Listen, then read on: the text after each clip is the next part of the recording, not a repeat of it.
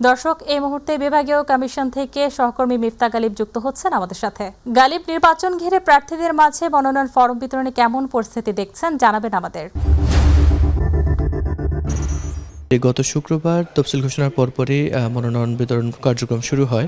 তো সেই থেকে এই পর্যন্ত মোটামুটি ছয়জন এখন পর্যন্ত আজকে পর্যন্ত 6 জন প্রার্থী এই বিভাগীয় কমিশনের কার্যালয়ে মনোনয়ন ফর্ম তুলেছেন। এর মধ্যে জামাতের 3 জন প্রার্থী, স্বতন্ত্র একজন প্রার্থী, এনসিপির একজন প্রার্থী এবং বিএনপির থেকে একজন প্রার্থী তিনি মনোনয়ন ফর্ম তুলেছেন।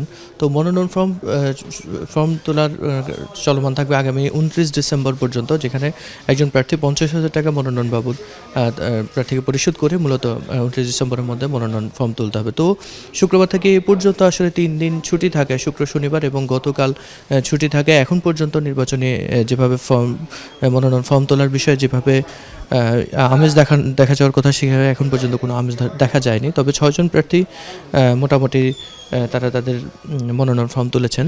তো এর মাঝে ঢাকা 8-এর বিএনপির প্রার্থী মির্জা আব্বাস তিনি প্রতিনিধি পাঠিয়ে তিনি ফর্ম তুলেছেন।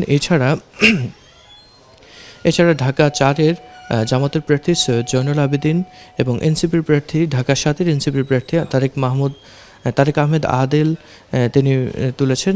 এছাড়া ঢাকা 8-এর আরেকজন প্রার্থী তিনি মূলত মনোনয়ন ফর্ম তুলেছেন।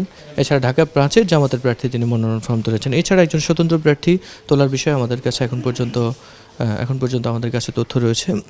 তো সাইলে আমি আরেকটি বিষয় আপনার মাধ্যমে আমি আমার দর্শকদেরকে জানাতে চাই, সেটি হচ্ছে যে 29 ডিসেম্বরের পর থেকে 30 ডিসেম্বর থেকে 4 জানুয়ারি পর্যন্ত মূলত মনোনয়ন বাছাই প্রক্রিয়া চলমান থাকবে। এরপরে 20 জানুয়ারির মধ্যেই প্রার্থীতা বাতিলের যে সময় নির্ধারণ করা হয়েছে। তো এখন পর্যন্ত মোটামুটি এই ছিল আমার কাছে বিভাগীয় কার্যালয় থেকে সর্বশেষ তথ্য। আরও যদি আমাদের কোনো প্রার্থী যদি আসে, আমরা পরবর্তীতে আপনাদেরকে জানাতে পারবো। সাহিলি। গালিব, আপনাকে ধন্যবাদ। দর্শক, বিভাগীয় কমিশনারের কার্যালয় থেকে যুক্ত ছিলেন আমাদের সহকর্মী মিফতা গালিব।